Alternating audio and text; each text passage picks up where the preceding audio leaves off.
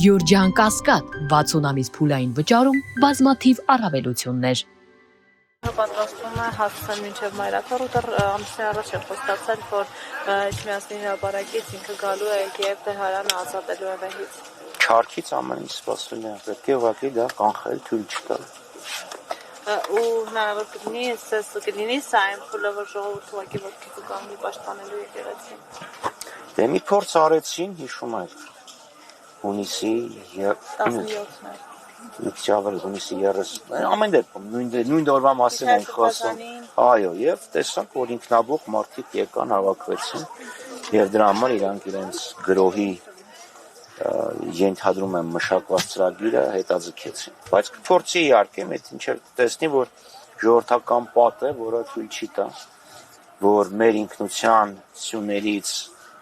ամենակարևորներից մեկը պղծվի։ Բայց հիմա այսպես կողքից կծելով է սանչացած գնում, սկզբից երկու սրբազանի, հետո արագածոտնի թեմը, միգուցե սա է նոր տակտիկա է։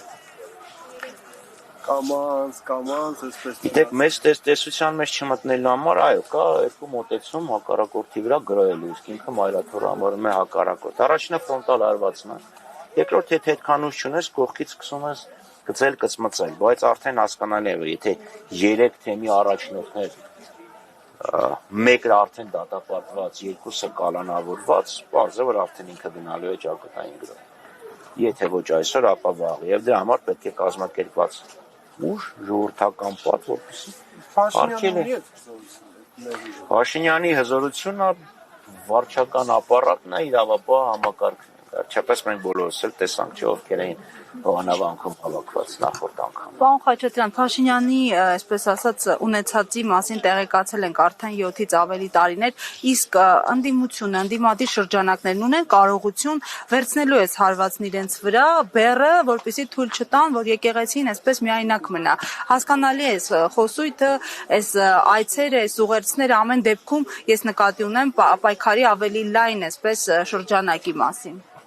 Գիտեք, այս 7 տարին ինչքան հարված կա ընդդիմությունն է իր վրա վերցնում։ Հիմա տեսեք մերնից քանիսի վրա քրեական վարչական գործեր կան։ Ազգային ժողովում հարվածները մեր վրա են գալիս։ Իրենց կողմից կառավարվող մեդիայում հարվածները մեր վրա են գալիս։ Ազգային ժողովի ամեն մի րոպեն երևի մի տարով կյանքը նվազեցնում է։ Այս փուլում եկեղեցուն առնչվող իրադարձությունների ֆոնին կանգնացենք եկեղեցու կողքին, կանգնացենք հայ ժողովրդի